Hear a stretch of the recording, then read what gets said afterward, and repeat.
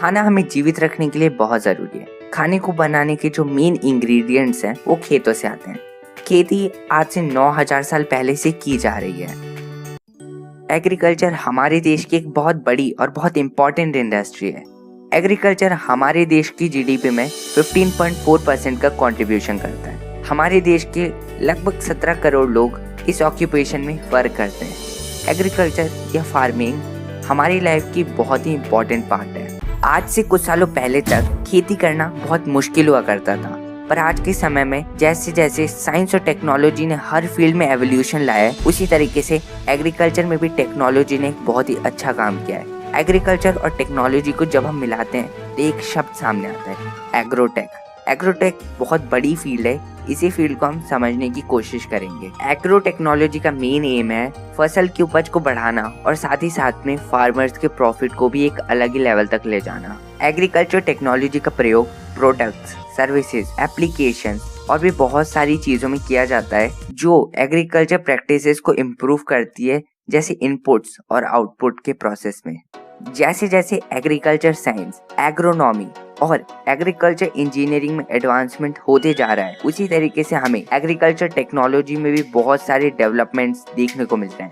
इस सेगमेंट का main focus agriculture sector पर है, जिसकी मदद से क्रॉप प्रोडक्शन को बढ़ाया जा सके, नई नई टाइप की क्रॉप्स को डेवलप करा जा सके और फार्मर्स को कुछ बड़े रिस्क से बचाया जा सके। आज के टाइम में हम बहुत सारी अलग अलग मशीनों का प्रयोग करते हैं खेती करने के लिए।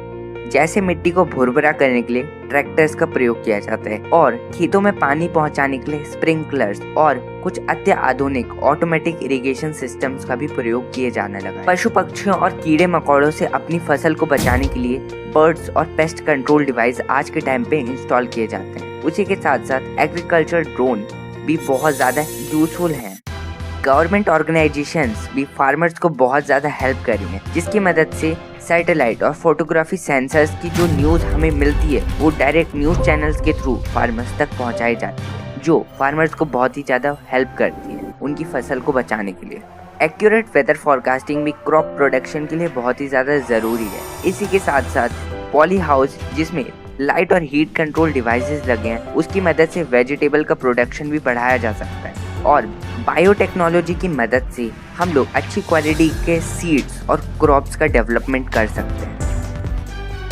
सॉइललेस फार्मिंग टेक्नोलॉजी की मदद से हम लोग बहुत सारी चीज़ों का प्रोडक्शन कर सकते हैं, जैसे कि धनिया, जिसमें ज़्यादा मिट्टी की ज़रूरत नहीं होती है, तो हम इसे पानी में भी उगा सकते हैं। और हम लोग सॉइल मॉइस्चर सेंसर की मदद से हमारी मिट्टी को कितनी ज़रूरत है पानी की, उसे हम जांच सकते हैं, जिसकी मदद से हमारी मिट्टी को अनफर्टाइल होने से हम बचा सकते हैं। और इसी के साथ से हम लोग बहुत सारे अलग अलग टाइप के डिवाइसेस का प्रयोग करते हैं एग्रीकल्चर में। सारे डिवाइसेस की मदद से किसानों की बहुत ही ज़्यादा मदद हो रही है खेती करने में, और आप भी किसानों की मदद कर सकते हैं अपने इनोवेटिव आइडियाज़ की मदद से।